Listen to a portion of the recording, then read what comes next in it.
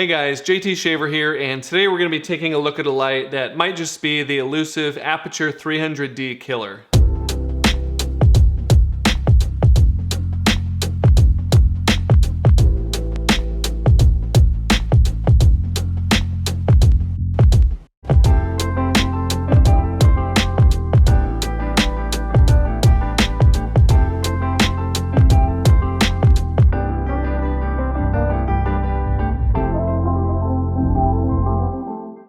First things first, if you want to keep up with the latest camera and lighting gear reviews, make sure you hit subscribe and the bell notification so you don't miss the next video. So this is the Pixel C220 LED video light, and it has a lot of similarities to the Aputure lights, but how does it stack up in terms of brightness and overall features? I'll tell you right now that at 220 watts, it's a really bright light, and there are a couple things about it that might make it the perfect light for you. Of course, no light is without its fault, so I'll be covering those as well. First of all, this light comes with a really nice carrying case. It's nicely padded, and it has the Pixel branding on it, so it's really easy to look at it quickly and tell what's inside. It's honestly got the best case out of any of the lights that I own. Obviously, one of the biggest things people look for in lights like this is the overall brightness, and I'll be putting it to the test against some other lights like the Godox SL60W later in this video.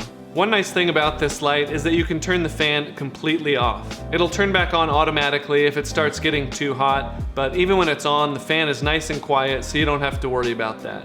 I ran this light as a test at 50% power, and after 30 minutes, I just stopped counting. So you can basically run it for an unlimited amount of time as long as you have the brightness set low enough. Plus, since it's so bright, you really won't find yourself cranking it up past 50% in most situations anyways. A lot of people complain that fans on cheaper lights are just too loud, so being able to keep this fan completely off is a really nice feature. The end of the power plug has a push lock mechanism, so that's just a little bit of peace of mind knowing that it's not going to pull out while you're using the light. This light is really small and lightweight, especially for how powerful it is. It's basically the same size as the Godox SL60W, which is way less powerful. This light has an aluminum body and a lot of nice plastic on all the rest of it, so I wouldn't worry about breaking it unless you're dropping it from the top of a light stand. One interesting thing about this light is that it has a dedicated plus 25% button. So you can increase the brightness in 25% increments, and I honestly find myself using that feature more often than not. There's 5 channels on this light, and one cool thing is that each channel saves the brightness that you previously used.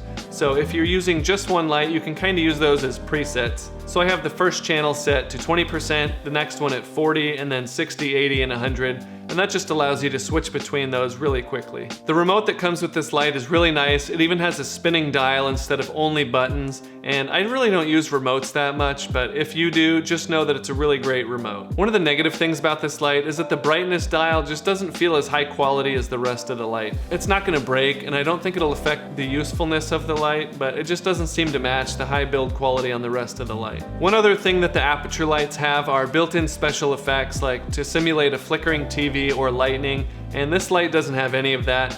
So if you're looking to use that a lot, that might be a deal breaker for you. There's a few things to know about this light that aren't necessarily good or bad, but it's just something to keep in mind. When you turn the brightness knob, it changes based on how quickly you turn the knob. So if you turn it really fast, the brightness increases and skips over individual percentages.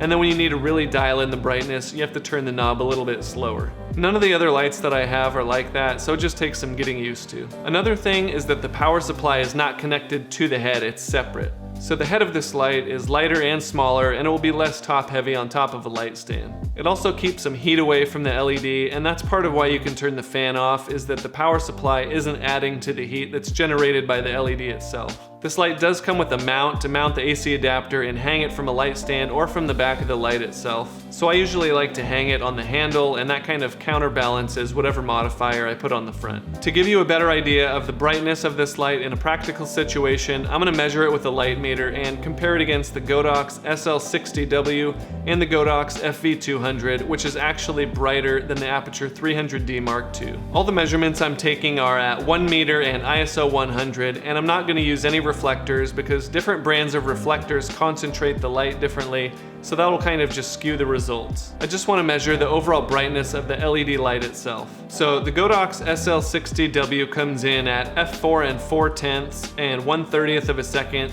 The Godox FV200 comes in at f4 3/10 of a stop at 1/125th of a second, and the Pixel C220 comes in at f4 1/125th of a second. So the C220 is about 1.5 stops brighter than the SL60W and about 1/3 of a stop darker than the FV200. That puts it right on par with the Aputure 300d Mark II in terms of brightness. It's really bright, it's quiet because you can turn the fan off, and it's about $500, so less than half the price of the Aputure 300d Mark II.